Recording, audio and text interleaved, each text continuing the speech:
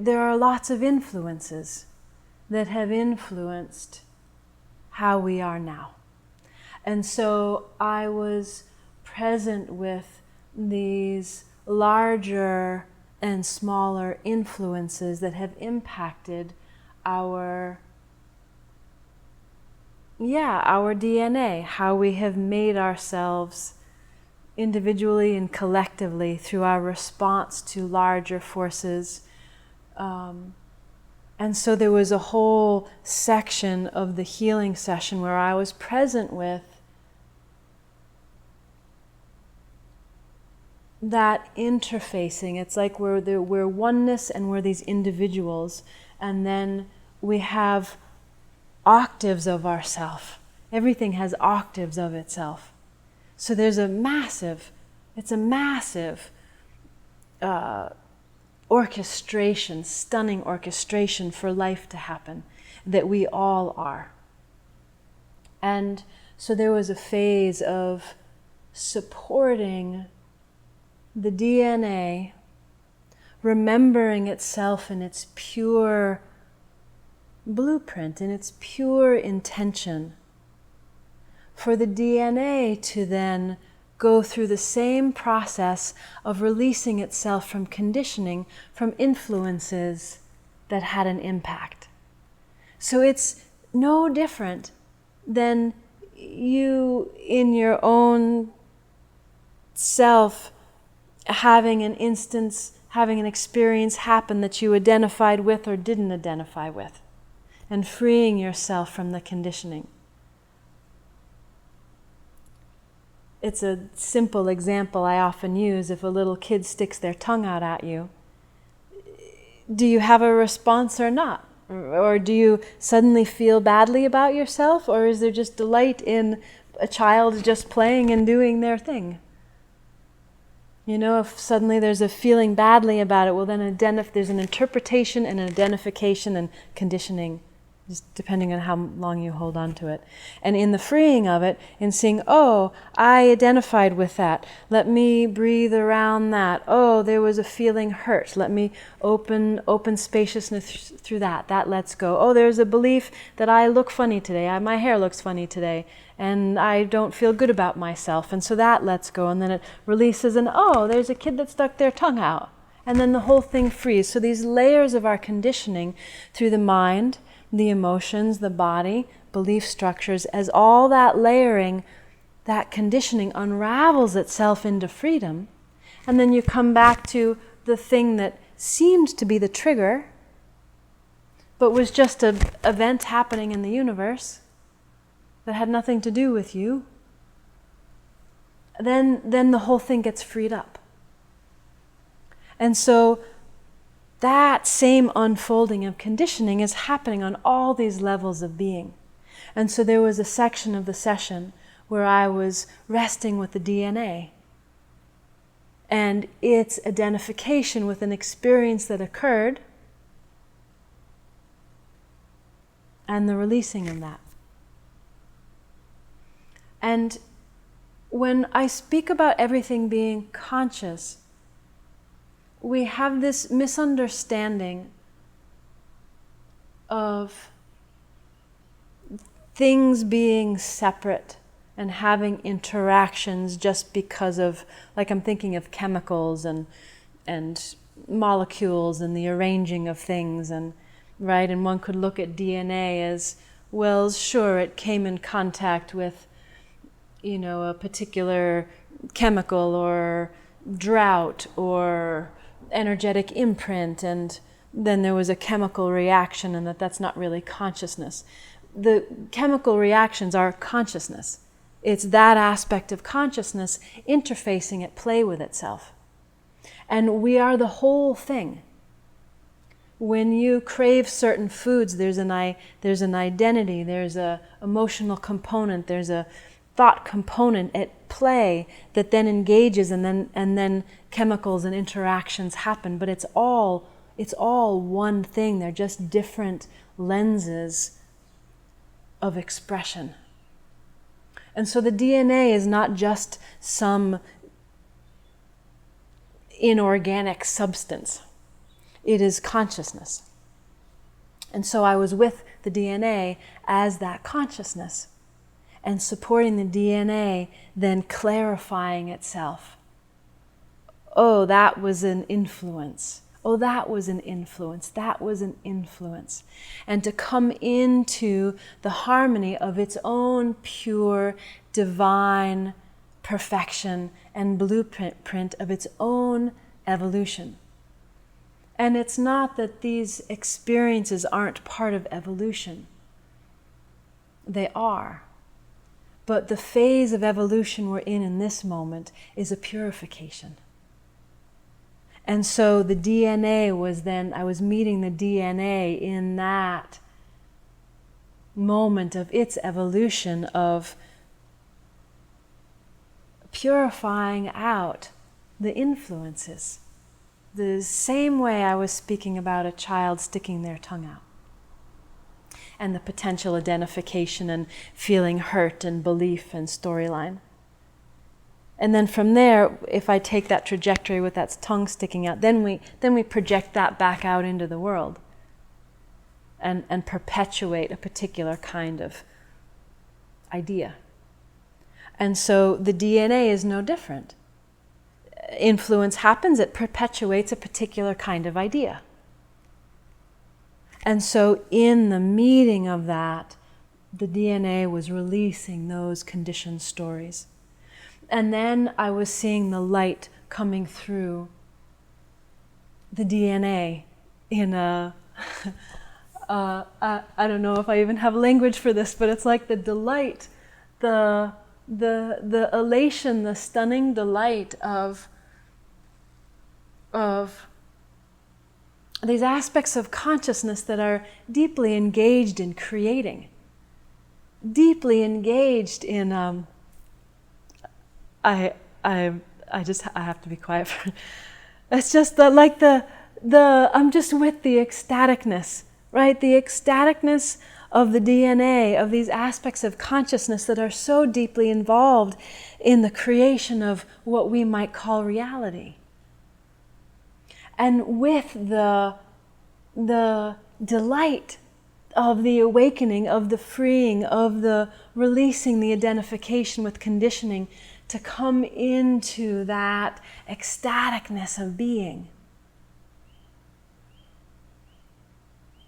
And I was present with the DNA in that relationship as any form is in. Every form is in relationship to the arising out of Source and the engagement in then the outer world. There's the place where we all relate to from that which we cannot see.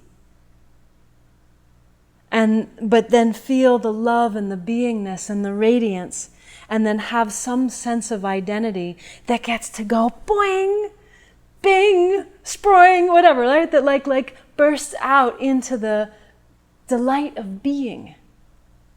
And so I was with the DNA in this relationship, same relationship that your personality is in, that is the delight of the universe manifesting as an individual expression that gets to say, here, surprise, I'm here, and surrender back in through to the love and light source that you are, that makes you, that you then get to step out and then create and co-create in your own animation, in your own unique individuated freedom of expression. And so I was with the DNA in this relationship of source light that spirals in infinite expressions of these light colors and comes into a particular engagement, arrangement of encoding of information, of love and uniqueness and pattern, that then creates from there.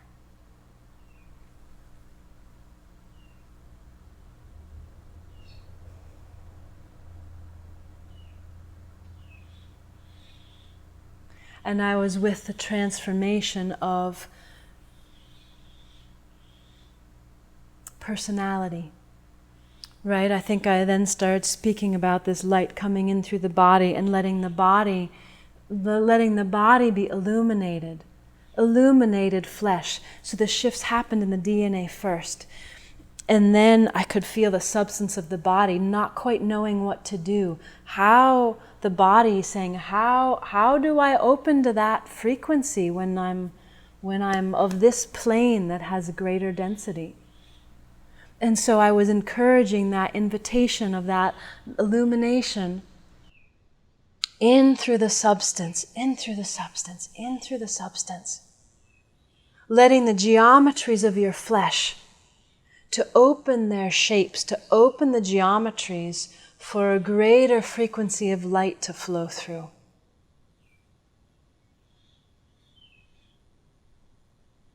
And so we stayed with that till I could feel the body more able to open with a greater capacity to receive the joy of the DNA in that transformation. And then I could feel the personalities also then not quite knowing what to do, right? As with one's eyes closed, it's easier to be, that's not true, it's not easier. It's just the stages of the integration, of the light coming through, and then in the opening and the interfacing, it's our personality that's those outer geometries that we interface with the world. The personality is a gift. And so then the personality was not quite knowing how to interface with the world because the inside shifting was so different. And so I was encouraging that movement of that soft interfacing with the sound and sight and smell and touch, your embodiment, your moving, to allow the senses to be with the inner reality at the same time as the senses being with the outer reality, and the personality being the gateway for all this transformation, and the personality and the senses being the gateway to then interpret the outer reality anew. To interpret it from the new lens, from the new DNA, from the new harmony.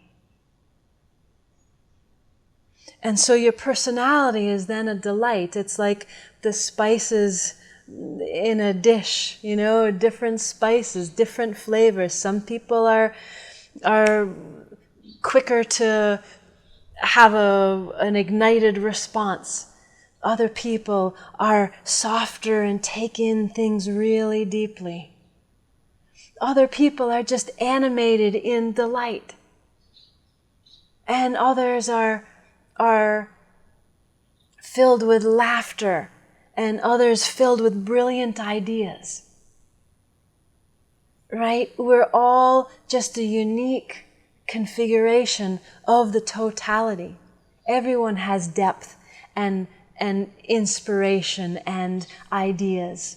We all are the totality with these different emphasis of this uniqueness of that totality. And in the awakening, the uniquenesses remain. That's the perfection. That's the gorgeous artistry of the singular truth that we all are. And so I invite you, as you continue to integrate and recognize yourself as this gateway, a unique gateway of the totality, in a brilliance of light and truth and beauty that is unfathomable. And yet you can open to that infiniteness within. And to let yourself rest in that gateway of the infinite totality. Rest is this gateway of these octaves of being, of unconditional love and truth. Infinite being. Resting is something that's finite. You have this lifetime. It's finite. And yet you are infinite. And so then you rest here in this gateway of paradoxes of being the totality and the uniqueness. Unconditioned and conditioned. Resting in this brilliance of the miracle of being that you are right now.